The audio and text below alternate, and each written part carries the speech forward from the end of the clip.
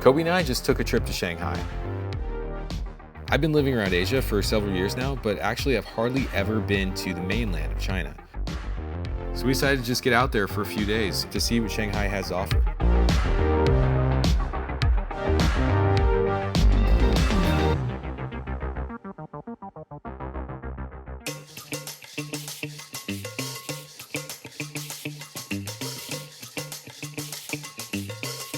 Our first mission was to go to Huanhe Road and get some authentic dumplings.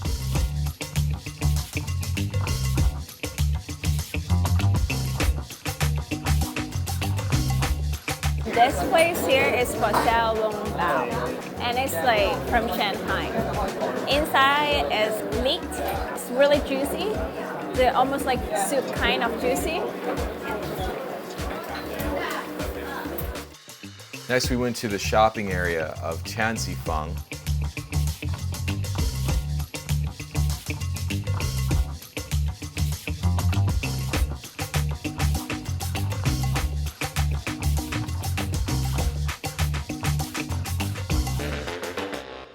So there's a reason I always wear a hat, and that's because I haven't gotten a haircut in like about 4 months. So we're gonna try to turn this into something a little more respectable.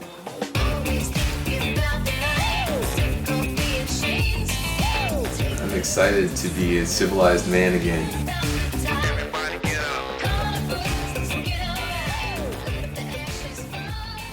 New hair, new man.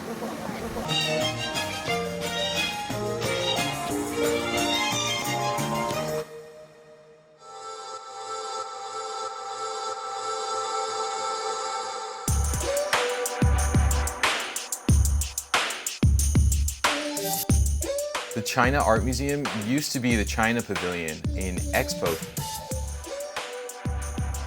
but now it's one of the biggest modern art museums in all of Asia. It is old Shanghai in the 30s. The women, they wear qipao. Qipao is like a traditional dress, and it's so elegant.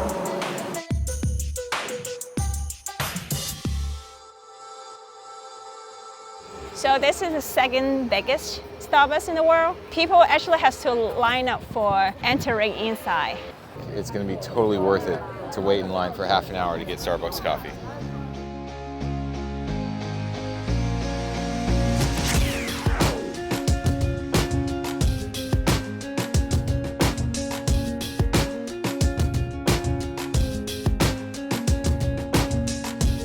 They have like coffee cocktails, and then you can see the whole process. How do they roast the coffee beans? Okay, well, we definitely went to Starbucks.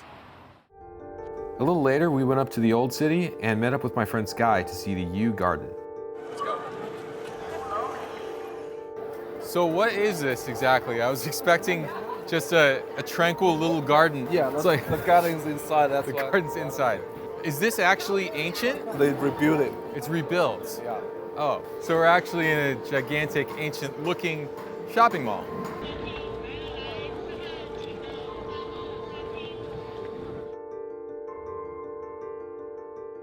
Cheers.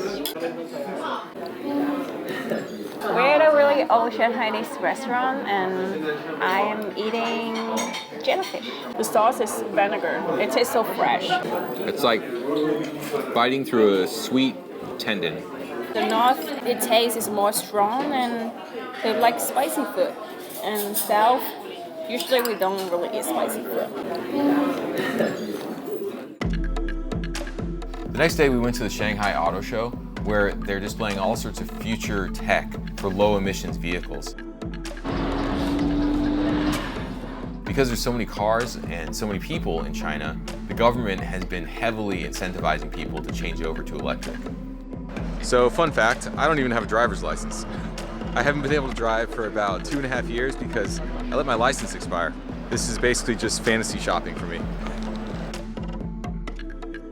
So behind me, we've got Tesla, and then right across from them, we have the Chinese Tesla called GAC-NE. This car is electric, Ion LX. From 0 to 100 kilometers, it only takes 3.9 seconds. It's got L3 auto drive, which means you can basically just take your hands off the wheel and close your eyes. And it goes for about 600 kilometers on one charge. And this one's the Ion S, and you can go for about 500 kilometers on one charge. The sunroof is also solar panels.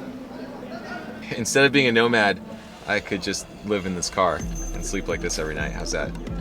Hi. Hey! This guy recognizes me. You watch my YouTube channel? Yeah. Then we had lunch at a restaurant where robots serve your food.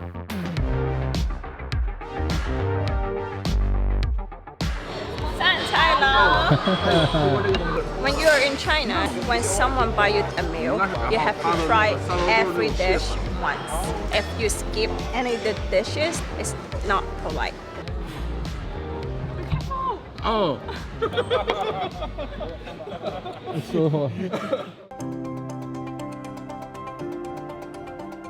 And then at dusk, we took a trip down to the Bund, which is Shanghai's main attraction on the waterfront.